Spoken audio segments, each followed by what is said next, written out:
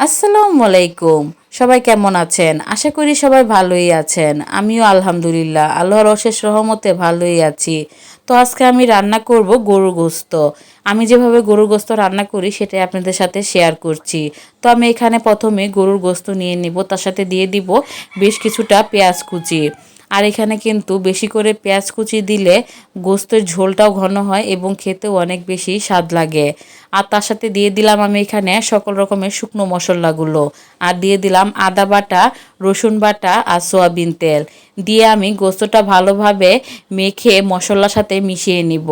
এই তো হয়ে গেল আমার গোস্তটা মাখানি। তারপর এটা আমি চুলাতে বসিয়ে কষিয়ে নিব ভালোভাবে।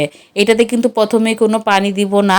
এটা থেকে যে পর্যন্ত তেল বেরিয়ে না আসবে, যখন মশলাটা ভালোভাবে কষে যাবে তখন আমি এটাতে ফুটন্ত পানি দিয়ে দিয়ে আমি এই গোস্তটা রান্না করে নিব।